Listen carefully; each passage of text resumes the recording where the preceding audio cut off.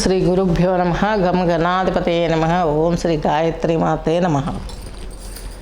ఈరోజు మనము ఈ యొక్క క్రోధినామ సంవత్సరం ఉగాదిని పురస్కరించుకొని ద్వాదశ రాసుల యొక్క రాజపూజ్యం, అవమానం, ఆదాయ వ్యయాలు, అలాగే వీళ్ళ గోచారం ఎలా ఉందో అన్నది చూద్దాం.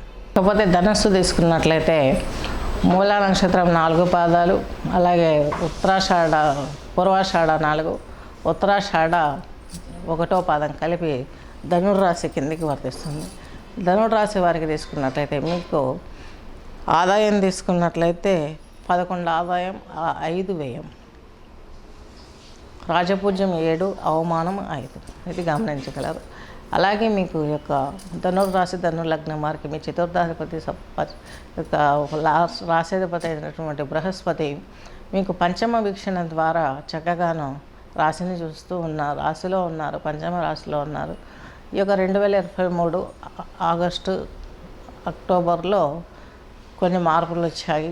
అలాగే ఇంకా అక్టోబర్ 31 నుంచి కంప్లీట్ ఈయన మేష సంచారం చేశారు.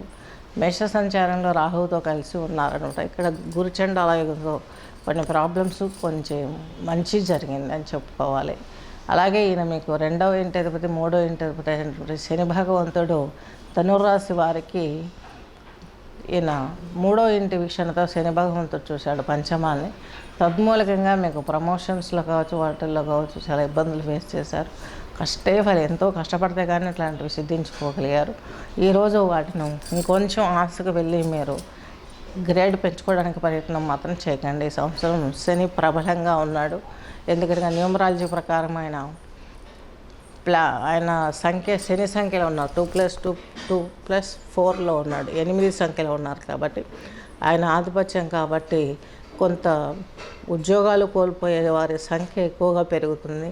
కరువు కాటకాలు ఎక్కువగా ఉన్నాయి. కాబట్టి ఉన్నదాన్ని పదిలపరచుకోవడం, ఈ సంవత్సరంలో నాలెడ్జ్ గెయిన్ చేసుకుంటే నెక్స్ట్ 9 సంఖ్య కుజుడు సైన్యాధిపతి చక్కగాను మీకు చక్కని ఫలితాలు వస్తాయి. ఆ సంవత్సరం ఎటువంటి ఇబ్బంది లేదు. మనకంటూ ఏదైనా సమకూర్చుకోవాలనుకున్నా సమకూర్చుకోగలుగుతాము.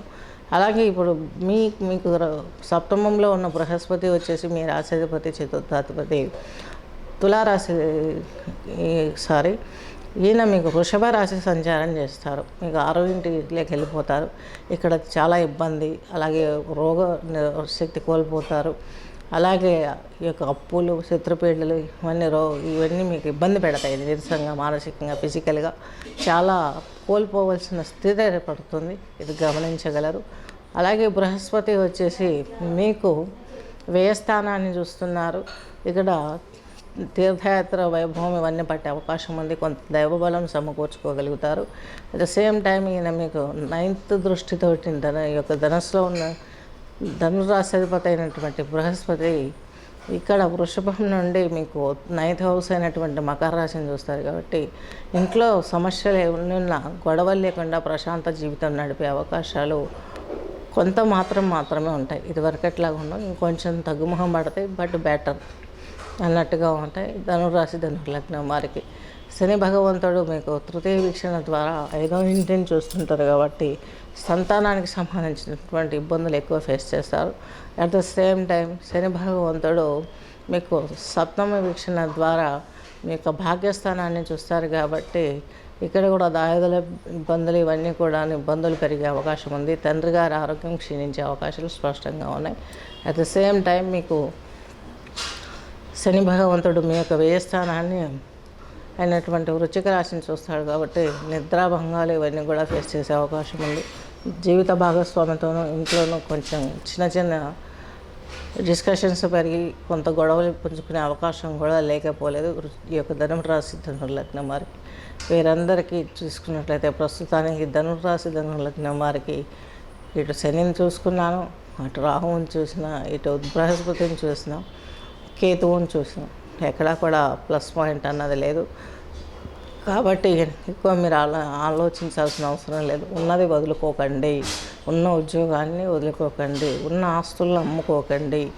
ఇవన్నీ చేసుకున్నట్లయితే కొంచెం నాలెడ్జ్ గెయిన్ చేసుకోండి. చదువుకునేవారైతే ఇంకా బాగా చదువుకోండి.